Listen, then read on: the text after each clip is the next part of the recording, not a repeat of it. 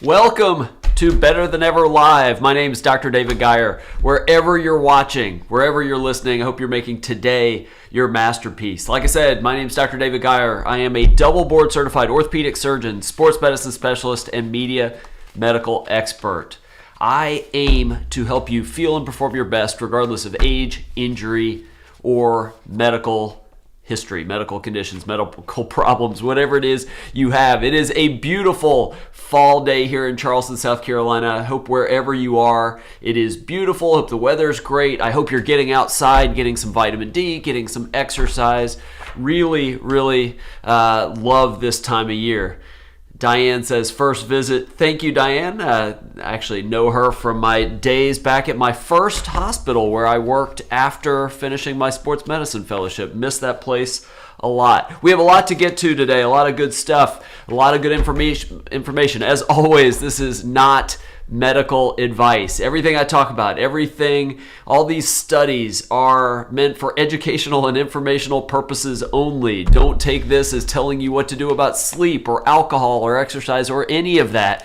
I am not your doctor. You're not my patient. I'd love to see you as your doctor, as my patient. So you can definitely come see me in Charlotte, North Carolina, or Charleston, South Carolina. But having said that, this is for information and educational purposes only. If you have specific medical questions, please talk to your doctor. And as always, I'd love to hear if you're here, if you have thoughts on what we're talking about, like Diane, and I know Robert is here and some others. I would love to hear from you. Feel free to leave a comment, whether you're watching this on Facebook or on LinkedIn or YouTube Live. Glad to have you here. Feel free to comment. If you're listening to this in a recorded podcast version, and you want to comment, join us on YouTube, youtube.com/Dr. David Geier, or LinkedIn or Facebook. Very, very excited. All right, we're going to start out talking about sleep and college students. This is probably not a surprise to a single person watching, but apparently college students have problems sleeping.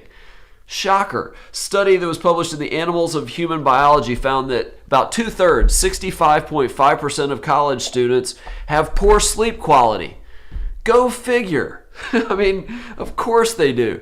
But here's I say this somewhat jokingly, here's the bigger issue with that is that it's highly linked to mental health problems in college students. They surveyed over 1,100 male and female full-time college students, and 55%, just over half, had what's called excessive daytime sleepiness from not sleeping enough. Those people were twice as likely to have depressive symptoms or experience moderate to high stress. With all that coursework, stress would certainly be a bad thing. And it was much worse in female students for some reason. So the effects of lack of sleep were worse on female college students. If you flip that around and looked at all the college students with depression, the ones with depression 4 times more likely to have issues with sleep. So there is something here. Now, the authors of the study say, hey, colleges need to do a better job of promoting good sleep and working on things like course demands. Here's the thing. I don't know how you guys were in college. I certainly studied a lot. I pulled a fair number of all-nighters getting ready for tests or exams. But let's be perfectly clear here. You're in class 3 hours a day, 4 hours a day. Even if you study 6, 7, 8 hours, you put that together, you still have time to get a good night's sleep. What's not being emphasized here, and I get coursework and all that stressful, but there's also parties and there's going to sporting events and things too, which, all good, to have a personal life. But some of this is on the college students to realize they need to make sleep a priority and get their schoolwork done before 2 a.m, so they can get to their 8 or 9 o'clock class. So some of this is on the school, but a whole lot of this is on the students. But definitely important if you have high school, college age kids. They need to be getting their sleep because, depression, anxiety, lots of mental health issues, stress issues can get worse if they don't. All right, I have mentioned on this show several times, I really struggle with sleep. But mine is not what a lot of people have, which is trouble falling asleep. I mean, every now and then it is, but a lot of times it's not that. It's love this, Jasmine. Watching this at 1:15 a.m. in Perth, Australia, because I have insomnia. We're about to talk about insomnia. Jasmine, you can use this trick. So my problem is not falling asleep. Mine is that I wake up several times in the middle of the night for just no reason. A lot of times I get back to sleep. Like last night I woke up twice, but I was able to get back to sleep. But a lot of nights I can't. And I know this because you can usually tell, but sometimes you wake up a lot in the middle of the night and you don't even realize it. So my Oura ring, which tracks my sleep, which I don't get paid or anything by Oura, but these things are amazing. We'll talk about that some other time. But here's the thing with the people that struggle to fall asleep. One of the real problems that a lot of people have is this inability to fall asleep because they can't turn their mind off. The stress of the day, the stress of relationships at home, financial stress, whatever it is, their brains are just in overdrive as they're laying there in bed and they can't turn it off and they can't fall asleep. So there is a method that's being promoted by Dr. Andrew Weil, who's probably the most famous functional or integrative medicine physician in the country. He's at the University of Arizona. And he calls his method of falling asleep, and it's really more of a breathing technique that helps you fall asleep as much as anything else, but he calls it the 4-7-8 method. And I'm a little under the weather, so I'm not going to try to demonstrate this because I can't really breathe through my nose right now, but it basically goes like this. Very easy. Breathe through your nose for 4 seconds. So 1, 2, 3, 4 in. Then you hold your breath for 7 seconds and then exhale through your mouth, but with the lips slightly open, like that type of thing, for 8 seconds. So 4 seconds breathing through your nose, hold it for 7, exhale through your pursed lips for 8 seconds, and then you do that 4 times. Where this is supposedly great, and I would love for some of you to try it, because again, I don't struggle to fall asleep, so that hasn't been really that much of an issue. this sounds like a great way to just de-stress normally throughout the day, but I'd love for some of you to try it and get back to me. This does remind me, and I'm pretty sure it's the Navy SEALs that have a method for getting your heart rate under control in stressful situations, and there's a similar, it's 4-4-4-4. 4 seconds breathing through your nose, 4 seconds holding it, 4 seconds exhale, 4 seconds holding the exhale, and you repeat that. And that's supposed to be amazing for when you're stressed, panicked, anxious, that kind of thing. But if you can get rid of the stress, break that negative cycle where your brain is just spinning, you're talking to yourself in your head and you can't sleep, try the 4-7-8 method. It seems logical. I just have no experience with it. All right, how did you guys do this weekend? Jasmine says, Jasmine, get back to me if you try that later tonight or another night. I'm curious how that goes. How many of you struggled here in the United States? I know not every country does this. How many of you struggled with daylight savings time this weekend? Some people, I was just talking to somebody a few minutes ago, absolutely loved the fallback, and I get it. I don't disagree with that either. Some people not so much. I will preface this by saying I'm not a huge daytime savings fan personally. I feel like we have lights, we have electricity, we're not getting out to farm anymore, the vast majority of us. So I feel like we don't really need it. But there is a study just came out in the journal Chronobiology International. This guy at the University of Sevilla over in Spain figured out that if we got rid of daylight savings time, it would be bad for our health.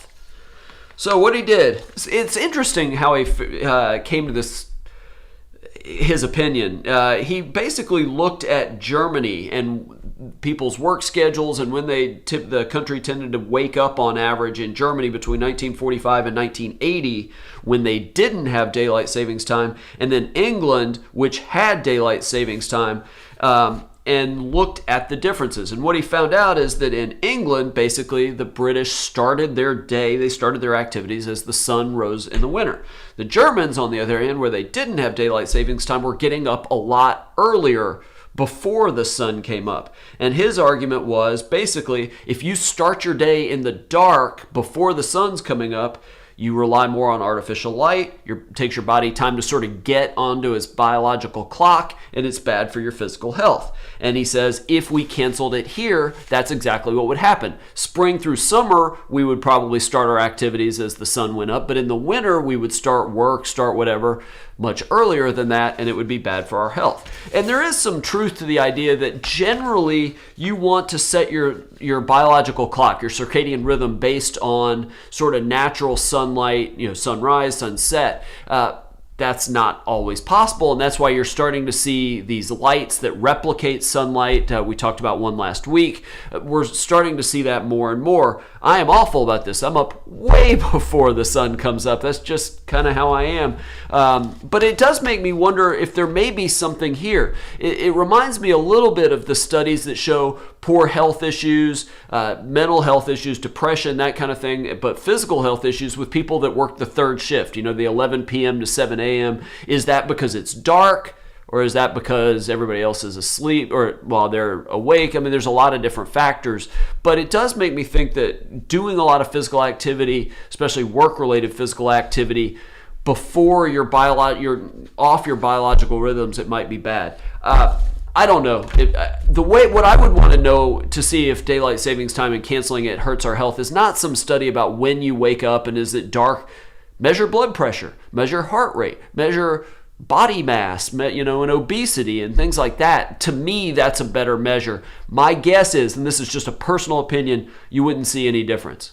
I don't know. And mental health, that is something you test. I'm skeptical that it would actually, I think people would get used to it fairly frequently. Or compare, Arizona and Indiana that don't have daylight savings time to the rest of the states that do. There's a lot of factors you'd have to account for, but still, I'm skeptical, but what do I know? All right.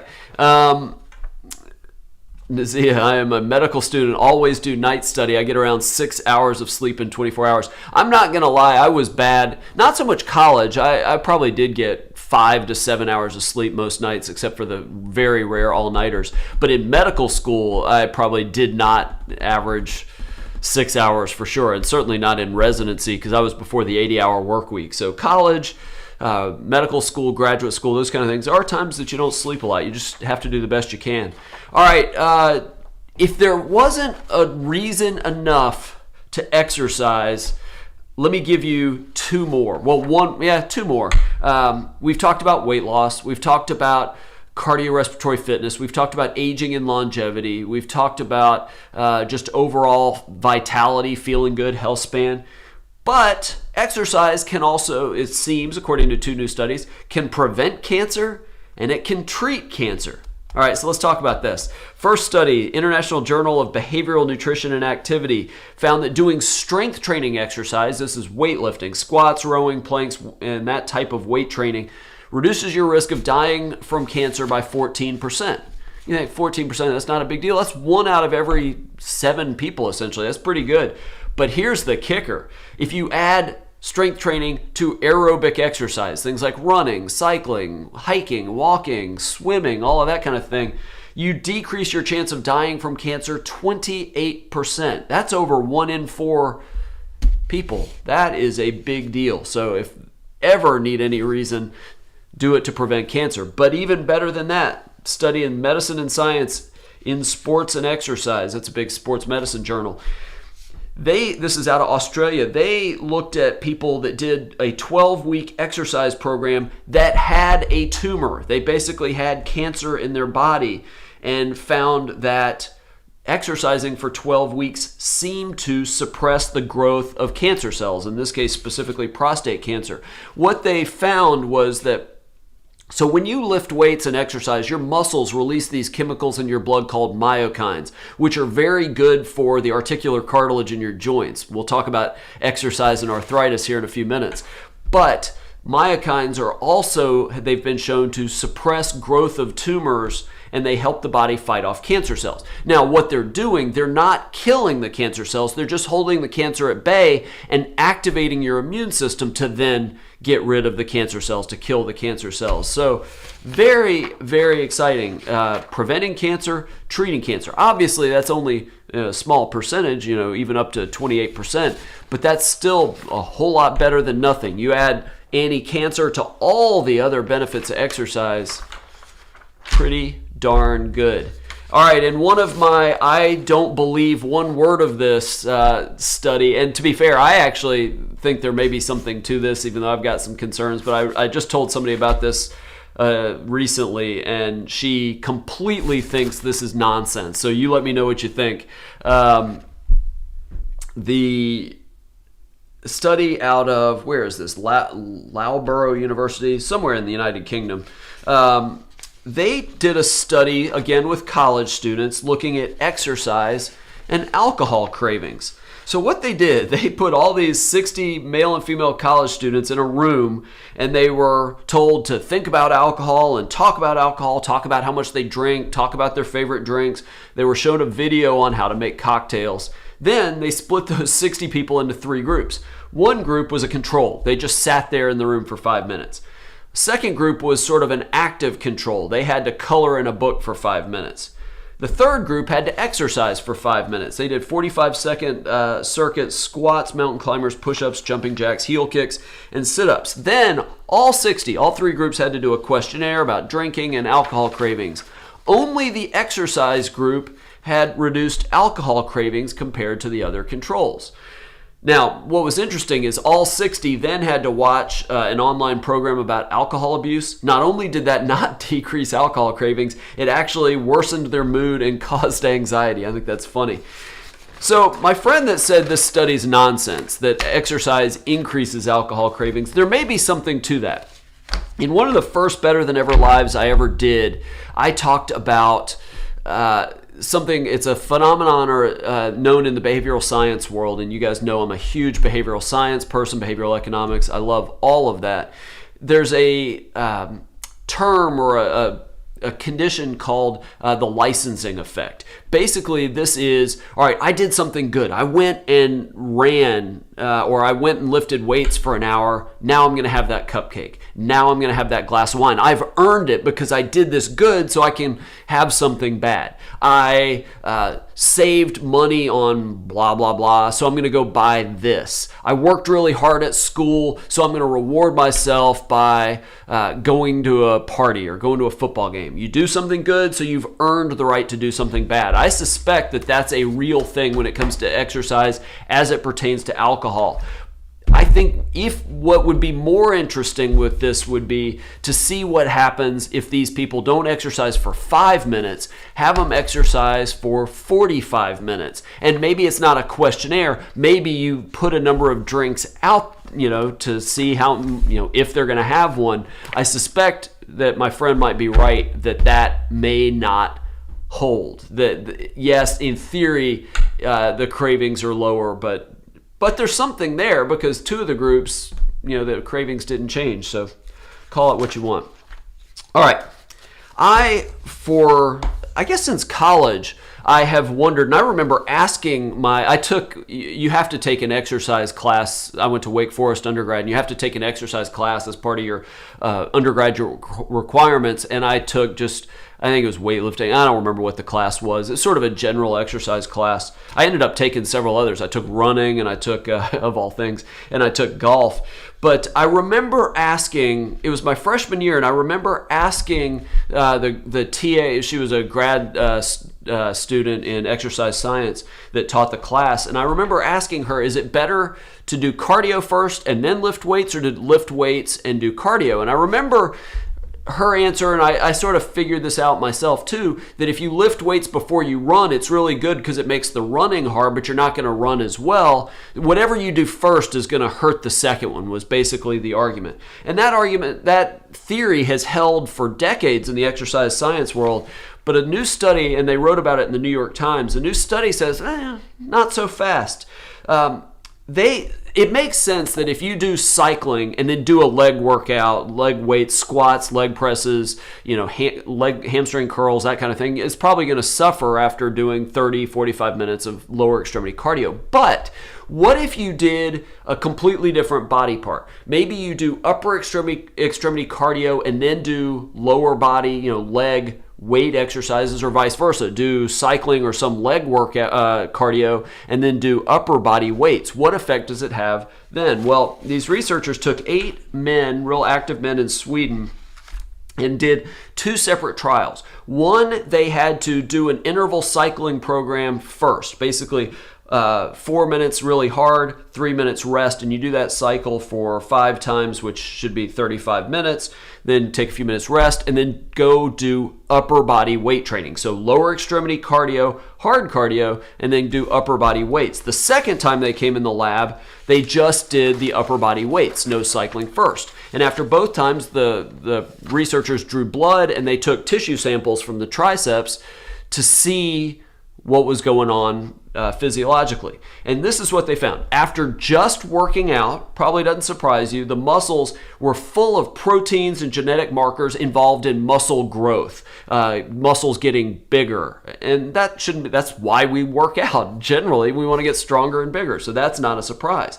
But after doing the cycling and then the working out, yes, they still had those same proteins and genetic markers for muscle growth, but they also had proteins and markers that have been shown to be involved in muscle endurance. So potentially by doing cardio before you lift weights, you're not only going to get stronger and bigger, but you're going to build your stamina as well. But the key seems to be that you do a completely different body part. Otherwise, you risk making the weightlifting not as good. So maybe you do a cycling workout before you do arms, before you do shoulders, chest, something like that, and then some kind of upper extremity cardio before a leg workout. Now, the trick with upper extremity, I tell you, I talk about, it tells you what kind of friends I have. I was talking to somebody about this study too, because I'm fascinated by this. I just started a new weightlifting program yesterday that is hard as can be. It's brutal. And maybe I'll add cardio before it. But I was thinking about, all right, if it's a leg day, what am I going to do cardio-wise first? Rowing is mostly upper body, but you're still pushing with your legs. That's not perfect. There aren't that many things. You could do the little upper body ergometers that some gyms have, fitness centers have, but those are typically for the older people that are on canes. I don't know how much they'd appreciate big muscular people on their upper body ergometers. Maybe, my gym has this sort of modified rower that you pull the pulleys down over as sort of a warm-up cardio. So for me, that might work. But I'd be curious what can be done. But I think this is fascinating, and I will give it a try. Granted, if it works for me, that's sort of an anecdotal experience. I don't know how that goes, but yeah, for what that's worth, very interesting. That's one of those things that combats what we've thought for a long time. So it may be worth trying it out. Cardio first, then lifting weights. But again, maybe you try it where you do a different type of cardio than what you're going to do for weights. And then another study, I'm not going to get into the nuts and bolts of this. I think this is fascinating, but there's nothing to act on just yet. But a new study published in PLOS ONE, this is out of Cambridge, they've identified 13 genes that can basically predict how you do with different types of exercise and different types of fitness. Now, it predicts best strength training responses more than cardiovascular and anaerobic power, but still interesting. Basically, what they're saying is that if you did you had 100 people do maybe 10 different exercises, they're all going to do differently on those. And a huge part of that, in this study, 72% of the difference you're going to see between those 10 people, assuming that they're all at equal levels of fitness, 72% of the difference is going to be predicated on the genes that they have. That there's 13 genes either for strength training and power and cardiovascular fitness, and depending on which allele or which version of that gene you have, you can predict if that's a good exercise for you. And that's where this is ultimately going to be really interesting. And another study I mentioned to a friend, and the response was, how do I get tested for this? Basically, her argument is, I'd like to know what exercises my genes would set me up to be good at, and then I'll do those exercises. And I agree completely with that. I don't know if we're there yet, honestly. I don't know that we're this far along with which genes and that kind of thing to tell 23andMe or Ancestry DNA if you could do that. Now, I will say there are companies out there that do genetic testing, and it's really marketed more for athletes to try to predict if you're type 1 muscle, type 2 muscle, and what type of sport would be best for you. And I've got a little bit of issue with that. That's a much bigger discussion. But we are getting close to the point where we're going to be able, based on our genetic makeup, predict how to optimize our training to get the best benefit. So I think that is really exciting. All right, hey Puya, good seeing you. All right, this is one that blows my mind. It makes sense, but I don't think anyone saw this one coming. So, study that was just published in a journal called Neuroimage. This is a study out of Japan. Looked at middle school age kids, junior high school kids, and exercise. And what they wanted to look at was what's called impulse control. This is and response inhibition. This is being able, you're distracted by something, your ability to tune it out. Somebody's mad at you, you don't lash out at them. You see cupcakes, you don't go eat the cupcakes. It's basically your ability to control your responses, control your emotions, control your thoughts, control your actions. And here's what I didn't realize is that the pathways in your brain and in your body involved in impulse control are formed by the time you're 16 years old. All of that develops before you're 16. After that, whatever you have in terms of being able to hold off on impulses and your inhibitions, it's made up at that point. So, it's set for life, it sounds like, by the time you're 16. So that's, again, you've heard my concerns about social media for kids and attention span and that kind of thing. Well, here's the thing that these researchers found out. The one thing that they could find that seemed to improve middle school age kids' attention and ability to control their responses and inhibit their responses, not just then, but it carried later into life, was exercise. The more they exercised in middle school, the better ability they had to control their responses, to inhibit their responses later in life. To me, that is fascinating. So there's tons of reasons to do this, but now for attention deficit disorder and behavioral and relationship issues and health and being able to not eat the junk food for so many reasons, get your kids playing a sport or get them outside playing with their friends, get them to do something physical every day. 60 minutes ideally every day, physical activity, exercise. It is going to pay off in a huge way. All right, we've talked a lot on this show about aging and longevity. One of my biggest interests there is in the health world. And a couple weeks ago, I talked about two studies that looked at how much you have to walk on any given day and its effect on longevity. At what point how much do you have to walk to keep living longer? Or how much do you have to exercise, on a regular basis? And both times I talked about it gets better and better and better up to a point, and then it levels off and then actually starts to decrease. We saw that with steps, that you got longevity benefits up to about 7,000 steps a day. It sort of plateaued between 7,000 and 10,000 and then dropped off. We saw that with exercise, that if it kept getting better and better and better the more you exercised, up till about 10 hours a week, and then started to drop off, and then the benefits started to fall off. Well, there's a new study, and with running, we know running helps you live longer. There was a study that shows runners 27% lower chance of dying than non-runners, usually cardiovascular related. Well, a new study, 55,000 people, 14,000 of them were runners. They followed these people for 15 years. Runners had a 90% less chance of dying from heart disease and other cardiovascular causes than non-runners. Here's the thing, the benefits plateaued at 20 miles a week.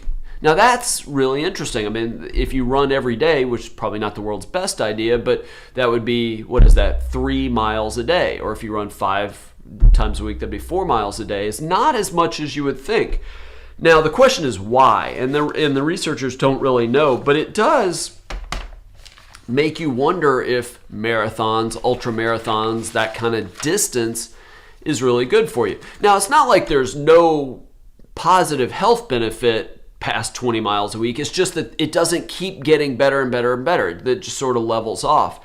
And when you run a marathon, something is released into your blood called troponin. It's a protein released by heart muscle, and it's a sign of heart damage. It's one of the markers looked at for heart attacks. But after a marathon, you have a little bit higher levels of that in your blood for a day or two, and then it goes away. So that damage seems to be reversible. I'm not ready to say marathons, ultramarathons are necessarily bad for you at all. I mean, most of those people are extremely healthy. What we don't know is the effect on longevity. But having said that, there does seem to be a point where you can overdo it with exercise. I guess that's what all of these different studies have said. So, walking 20, 30,000 steps a day is probably way more than you need to do. Exercising 20 hours a week, probably more than you need to do, and you're probably not getting any additional benefit. All right, this is the one I've been waiting the whole show to talk about, and that is a new study out of University of Southampton in the United Kingdom. I've been an orthopedic surgeon for a long time, and if you count residency and then fellowship and then all the time practicing, it's a long time. And it irritates me, but there are orthopedic surgeons still telling people that that exercise causes arthritis, especially in people that have a little bit of arthritis. Oh, you got to stop running. It'll make your knee arthritis worse. I would love to see somebody send me a legit quality study showing that running causes arthritis. That's one of the biggest misconceptions out there. In healthy knees, no prior injury, I'm not convinced there's a link at all. And it's not just running, any type of exercise. Well, New study, they combined 6 studies, 5,000 people. At the beginning of the study, no knee pain, no evidence of arthritis. Followed them between 5 and 12 years, followed how much they exercised every week, did these MET scores, metabolic equivalents, to really gauge how much energy they were expending. Here's the thing. The likelihood of developing knee arthritis had nothing at all, no relationship at all to how active any of the people were. Didn't matter if it was based on how much exercise they did a week or what their MET scores were or combined time and MET scores. Exercise was not related to arthritis. This goes against 30 years easily of teaching in orthopedic surgery. I mean, like I said, there are people still talking about this today. It is horrible advice, in my opinion, when orthopedic surgeons or family medicine doctors, internal medicine doctors tell their patients who have early knee arthritis, you shouldn't run because it's going to make your arthritis worse. One, there's very little evidence of that if anything, the exercise is beneficial for cartilage. Again, it gets back to those myokines released by the muscles, which are protective for cartilage. But the benefits of exercise far outweigh any damage, even if damage were to occur. It's just terrible advice to tell people to stop exercising because you might prevent somebody from needing a knee replacement. It's just terrible. And fortunately, that's gone down. A lot of orthopedic surgeons have sort of come around, but there's still some out there that don't. And so I think that is really unfortunate. Hopefully studies like that start to get more attention. Speaking of knee pain, one of the things we talked about in the Ask Dr. Geier live session, not last time, but the time before, we talked about peptides, but we were talking about it in response to Achilles tendon ruptures. One of the peptides that I'm a big fan of is called BPC 157. It's BPC stands for body protective compound. It comes naturally in our stomach juice.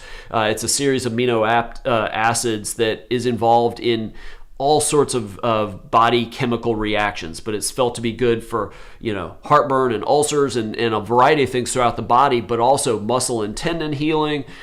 It's thought to be neuroprotective, cardioprotective, a lot of different things, but there is thought that it may help from knee pain in general. And so there was this study that was published just last month or 2 months ago looking at BPC injected directly into a knee. Now, it was not just for arthritis. These people had all types of knee pain. And then the authors showed that it had good results. Basically, 87.5% had relief of their knee pain. I'm all for that. I hope that this is true. But here's what, and I bring this up as much as anything to say you got to be careful when you see these studies saying something treats this. This is why the media sort of takes something and they don't know what to make of it. So let me tell you a little bit about the problems with this study. One, it's retrospective. They didn't decide who's going to be in it, who's not, and then follow them from the beginning on. They basically did, how many of these? 18, 19 injections in patients, and then went back later to see who benefited. So that leaves open the possibility a lot of these people had a placebo effect because they knew what was being injected. If you're going to do a real study, it needs to be what we call double-blinded. The patient doesn't know what they got. The doctor doesn't know what they're given. So there's no way for that to influence the results. Plus, these people weren't randomized. These 19 people all got BPC. But they also, some of them got BPC and TB4, thymosin beta 4, another peptide. So what was the role of that compared to the other one? And then the way they got the results is at the end of the study, they just called everybody. And this gets to a problem of one, a year later, how well do you remember your pain back then? Can you really say you had a 7 out of 10 pain or an 8 out of 10 pain? That was a year ago. So that's why it needs to be prospective, starting from the beginning and working forward. And again, that leaves open the possibility it's a placebo effect. There's just so many things wrong with this study. Now, I actually think and the other thing is they had all different kinds of knee problems, arthritis, meniscus tears, and all sorts of other things. So how do you know, is it better for one than the other? There's just so many issues with this study. Having said that, I feel like this is important because hopefully this then gets big research centers to do randomized control, double-blinded studies with BPC compared to a control with huge numbers of patients and see what turns out. To be fair, this is one clinic doing it. It's really hard to do that kind of trial in just one small clinic. but hopefully, a big organization, the Dukes, the Michigans, the Mayo Clinics, the Harvards of the world could actually do a good study with this and see if it works. So I'm actually optimistic about BPC. I don't usually inject it into joints. I talk to people about just doing it as a pill systemically. But having said that, this isn't enough to tell me we should be injecting it in the knees. I hope it works out, but we need a lot more research. That's one of the problems with all these new treatments is the studies early on just aren't the type of studies we need to really know if something works. All right, a couple fun ones to finish up here. I'm going to burst a couple people's bubble, a lot of people's bubbles probably. So, when people see me in the office, and this is true anytime you go to the doctor, the first time you fill out a health questionnaire. It talks about all the medications you take, all the medical problems you've had, all the surgeries you've had. Do you drink? Do you smoke? Family history, stuff like that. And I'm always curious on the drinking one in my patients, especially people 50s, 60s, 70s. So many of my patients, one drink of wine a night or whatever it is. But and some of them I'll ask, I'm just curious, and they do it because they've heard it's healthy. I've always been skeptical of that. I've always felt like the resveratrol in red wine is more promoted by the wine industry than science, honestly. But apparently where that came from, that alcohol is good for your health, came from a study that showed that people that don't drink at all actually have a higher mortality risk. Well, a new study that came out just last week in PLOS Medicine, study out of Germany, looked at that study and all the people that basically died early, all the abstainers, the people that didn't drink alcohol.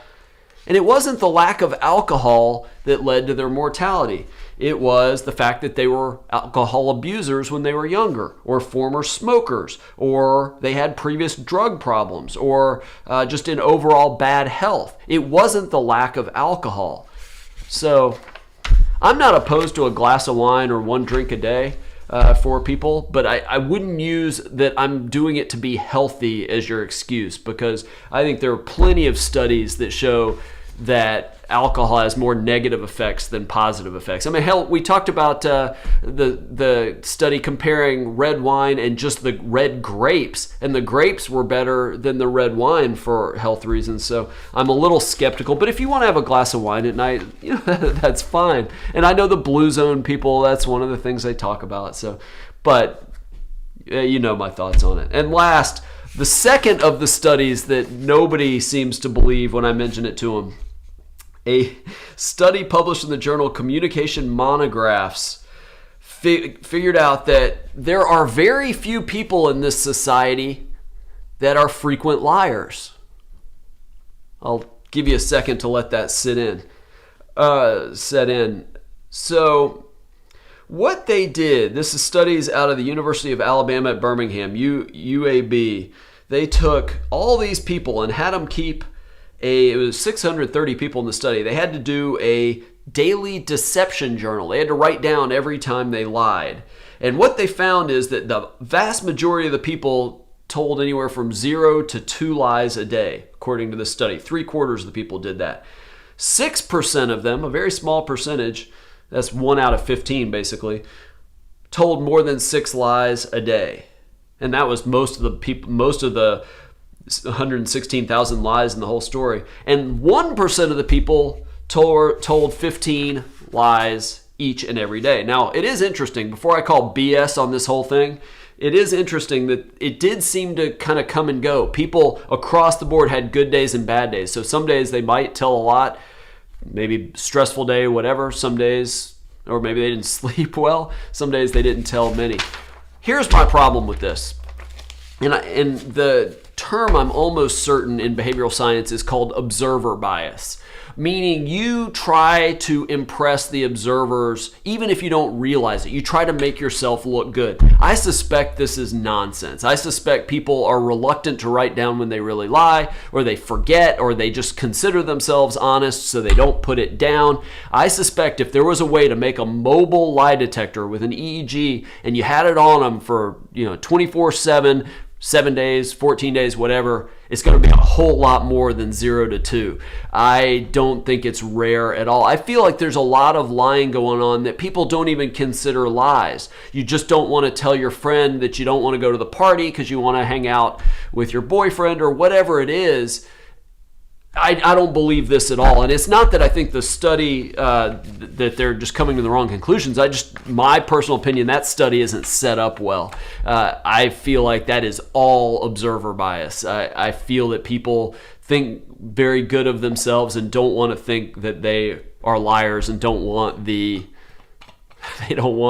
researchers to think that there is a liar. All right, Connor, it's a great question. What do I think about the correlation between CrossFit and arthritis? Generally, I don't worry about CrossFit. I know there's studies about CrossFit's associated with injuries, but there are with runners, there is with weightlifting. Most of my experience, this is anecdotal, and I've seen a lot of CrossFit injuries, it's almost always people just starting out that they don't have the internal stability and the ability to do those motions. Maybe it's poor instruction early, but once they get stronger, experienced CrossFitters, I haven't seen that many injuries. As far as arthritis, any type of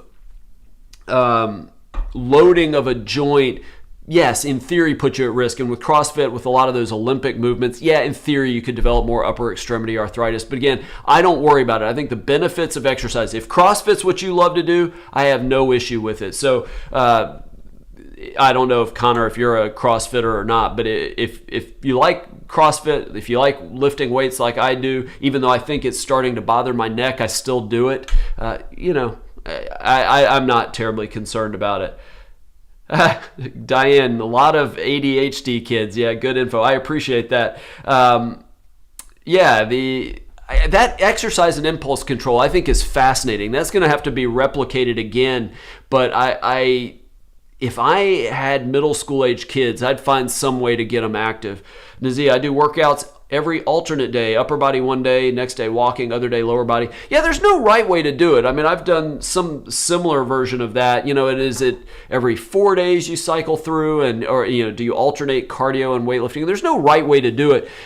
When people ask me, my patients ask, I try to figure out what they like doing and then sort of go from there. I'm a big fan of strength, everybody doing some resistance training, everybody doing some cardiovascular training.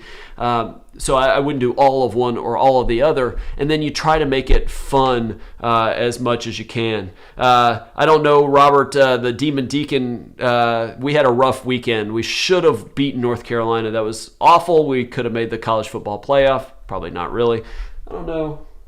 Yeah, I've got the Wake Forest birdhouse back there. That's my only Wake Forest stuff. But